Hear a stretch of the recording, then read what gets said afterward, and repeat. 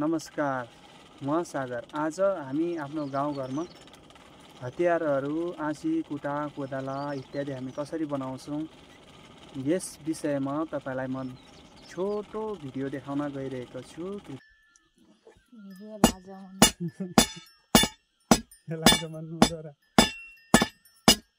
यो कलालाई सम्मान गर्नुपर्छ, लाज मानेर हुन्छ।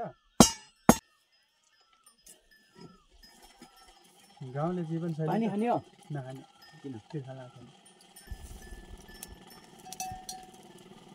अब चाहिँ स्पिडै चलाइदिउँ हिँडेन ओरिन बर्बाद होला। तिनी धार मार्ने हो कि हुन्छ त्यो दे हातुनु बिज्ने हो कि कस्तो होला? बिच्दैन बिज्दैन। नै यहाँभित्र 25 को पाइप छिर्ला कि नै? छिर्छ। पाइप छिराएपछि भयो भयो नि जे दाइको तिमी पिउसा के औषधि हुन्छन् पहिले पिउसाले खाने? किन हजुर टमाटर फेरि रातो माटो हो। हजुर टमाटर फेरि त्यो जहाँ त्यो भाँडा धुन्छ नि त हो त्यहाँदेखि त्यो भाँडा धोया भने त्यो रच्यान पकाउने टमाटर चुटाउनु लेबल आउने चुटाउनु घार ल्याउनु सकेका खाग्लो चराबाट घार मौरा घार यहाँ हुन्छ नि त मौरा? अरे 7 कुटो भएछ नि मेरा मग काट्नुहुन्छ? म पनि कार्य अस्ति त काट्थ्यौँ छैन है बाबु कार्य बेसो हुन्छ 7 कुटो छन् मौरा।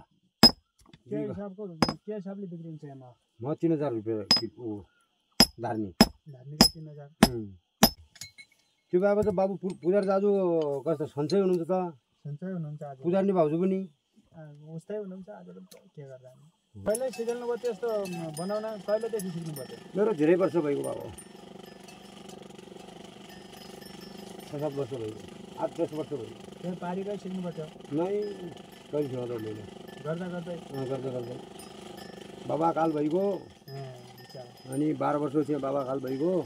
दुःख त दुःखै पाउनु भयो। 12 वर्षमा बाबा काल हुँदाखेरि म 12 वर्ष मैले कुदिन लाग्यो हेरेर कुदिनमा कस्तो नराम्रो भयो। कसैले हात नहुने हानु भने दाँत नहुने टोगौँ भने अब के गरौँ बाबु? अहिले सबैले 5 वर्ष भयो कि 4 वर्ष भयो 4 वर्ष जम्मा कि अहिले सुक्कमा दिनमा ठिकै छ। भगवान दुईवटा नाति छन्, जेठा छोरा 2टा नाति छन्, कान्छा छोरा एउटा नाति छ। म त नाति देख्दिनँ। अब 2टी छोरी छन्। ठिक छु अहिले 1.5 क्विन्टल यता पुण्यमा त जग्गा यिनी यो फलम ठ्याक्कै 1.5 क्विन्टल पुगिने। 1.5 क्विन्टल बोक्ने त तपाईँलाई मान्नै पर्छ। 1.5 क्विन्टल पुगिनु मैले घरै पुर्याएँ। पहिला आजभोलि कि पहिल्यै? पहिल्यै आजभोलि त के छ? आजभोलि के सकिन्छ उमेर पामेरमा गर्नुभयो।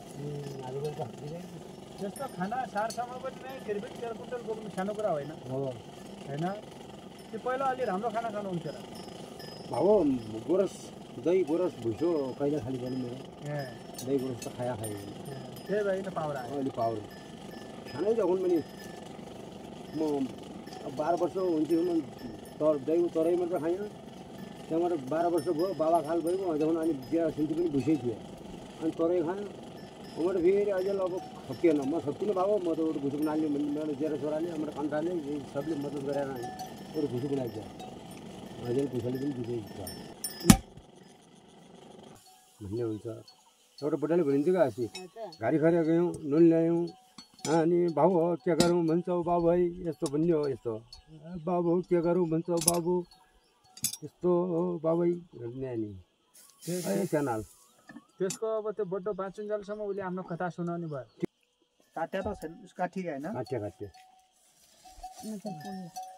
कट्ठाभित्र हाल्नु पर्यो। सरस कस्तो छ? काटिएको छ। अब पर्सि आउनु पर्ला त होइन?